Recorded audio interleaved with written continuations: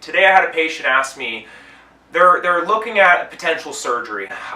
Doesn't matter what the surgery is, it's a back-related fusion. And they asked me, what are some of the viewpoints that I have in regards to surgery? And you know, everything that's out there has to work at some degree, or it wouldn't be out there. And in all reality, surgeons are just like, you know, anybody else. They want to help people, and there's a time and a place for everything.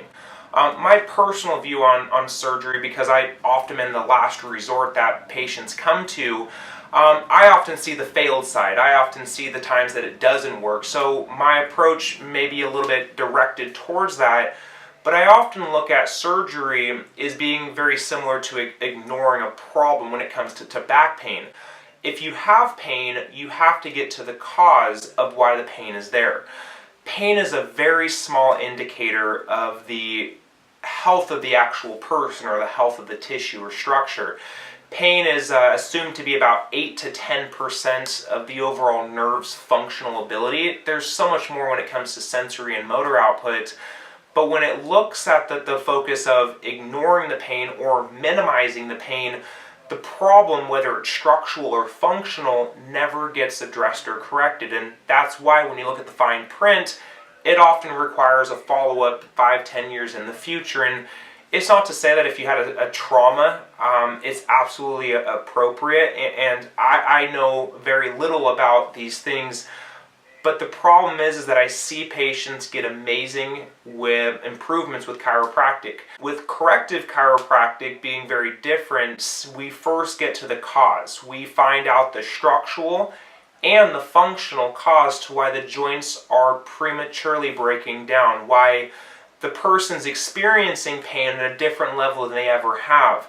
When you look at corrective chiropractic, you undergo a treatment plan that is specifically set up for you and your spine, looking at factors like the structure, taking motion studies to look at the function, and then reassessing to make sure that the problem is corrected, giving you the tools to maintain the health of your spine without needing something like chiropractic or drugs or surgery. Chiropractic should be wanted, not needed. And just like with everything in life, you don't want to obtain a new dependency.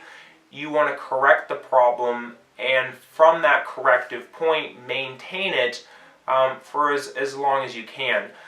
When we look at chiropractic, a lot of people will say once you see a chiropractor, you have to keep on going. So I just go when I'm in pain. Chiropractic is not designed to require patients to continue. In a perfect world, you get the problem corrected and make a choice.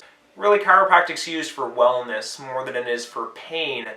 And when you can make that choice, when you're not getting treatment for pain, but instead for function and health, it's an easy no-brainer. Anytime you have surgery in the body, you're going to alter the internal ability of the body to adapt. If the body has adapted a certain way and started to develop something like arthritis or stenosis or scoliosis, these are first things that are caused. There is always a cause to the problem. And luckily with the cause, there can be a correction.